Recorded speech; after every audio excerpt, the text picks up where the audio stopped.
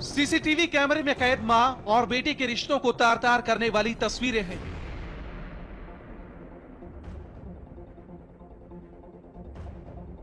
ये एक बुजुर्ग मां के कत्ल की साजिश का लाइव वीडियो है। इस वीडियो में कैद है एक मां के कातिल बेटे की खौफनाक वारदात को अंजाम देने वाली कहानी।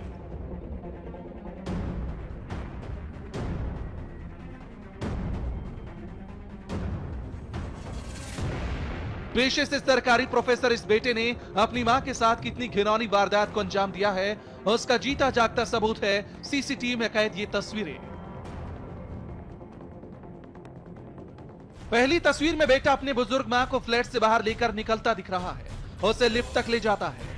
दूसरी तस्वीर में लिफ्ट से मां को चौथी मंजिल पर लाने के बाद बेटा उसे छत पर ले जाता नजर आ रहा है, लेकिन छत से वो मां के साथ नहीं, सिर्फ अकेले ही लौटता है। दरअसल इस कलयुगी बेटे ने अपनी मां को बिल्डिंग की चौथी मंजिल से धक्का दे दिया और खुद आराम से अपने फ्लैट में लौट आया।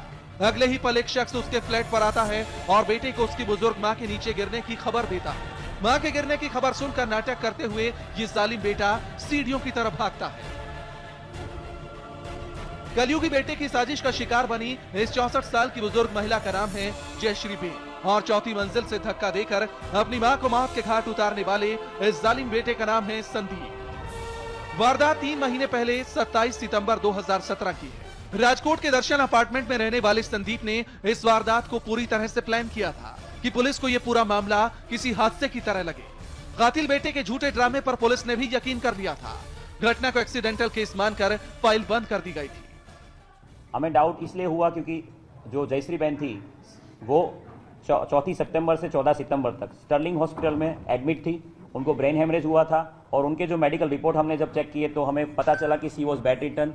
वो बिना सपोर्ट के चलने में उनको चलने में दिक्कत हो रही थी।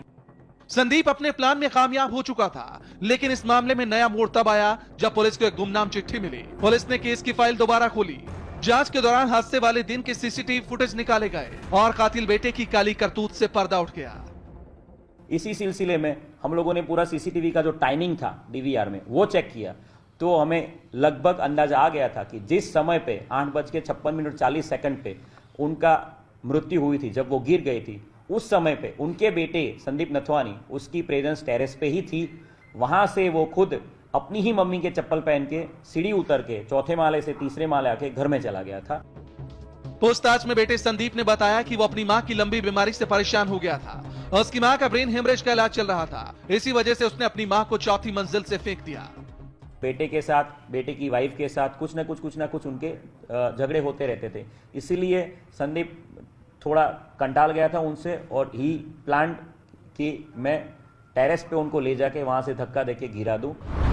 राजकोट में कातिल बेटे ने जिस तरह से मां बेटे के ममतामयी रिश्ते का गला घोंटा, उसने हर किसी को हैरत में डाल दिया है। Paresh Dave, Rajkot, India TV.